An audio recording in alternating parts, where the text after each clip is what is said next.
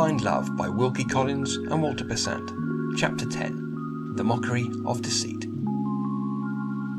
Had Mountjoy arrived to take Iris away before her preparations for travelling were complete? Both the ladies hurried to the window, but they were too late. The rapid visitor, already hidden from them under the portico, was knocking smartly at the door. In another minute, a man's voice in the hall asked for "Miss Henley." The tones, clear, mellow, and pleasantly varied here and there by the Irish accent, were not to be mistaken by anyone who had already heard them. The man in the hall was Lord Harry. In that serious emergency, Mrs. Vimpany recovered her presence of mind. She made for the door with the object of speaking to Lord Harry before he could present himself in the drawing room. But Iris had heard him ask for her in the hall, and that one circumstance instantly stripped of its concealments the character of the woman in whose integrity she had believed. Her first impression of Mrs. Vimpany, so sincerely repented, so eagerly atoned for, had been the right impression after all. Younger, lighter, and quicker than the doctor's wife, Iris reached the door first and laid her hand on the lock. "Wait a minute," she said. Mrs. Vimpany hesitated, for the first time in her life at a loss of what to say. She could only sign to Iris to stand back. Iris refused to move. She put her terrible question in the plainest words.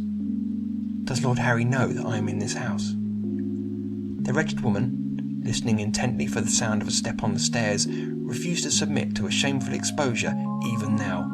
To her perverted moral sense, any falsehood was acceptable, as a means of hiding herself from discovery by Iris. In the very face of detection, the skilled deceiver kept up the mockery of deceit. "My dear," she said, "what has come to you?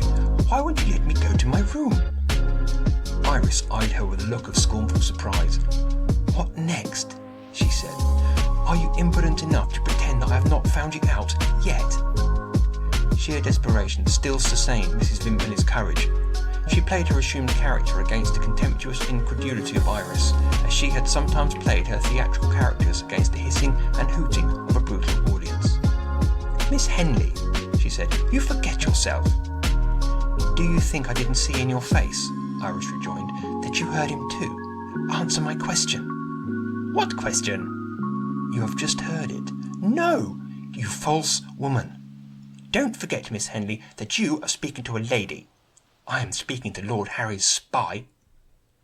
Their voices rose loud. The excitement on either side had reached its climax. Neither one nor the other was composed enough to notice the sound of carriage wheels leaving the house again. In the meantime, nobody came to the drawing-room door.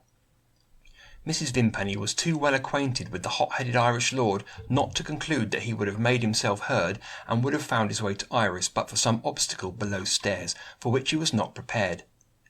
The doctor's wife did justice to the doctor at last. Another person had, in all probability, heard Lord Harry's voice, and that person might have been her husband. Was it possible that he remembered the service which she had asked of him, and, even if he had succeeded in calling it to mind, was his discretion to be trusted? As those questions occurred to her, the desire to obtain some positive information was more than she was able to resist. Mrs. Vimpany attempted to leave the drawing-room for the second time. But the same motive had already urged Miss Henley to action. Again the younger woman outstripped the older.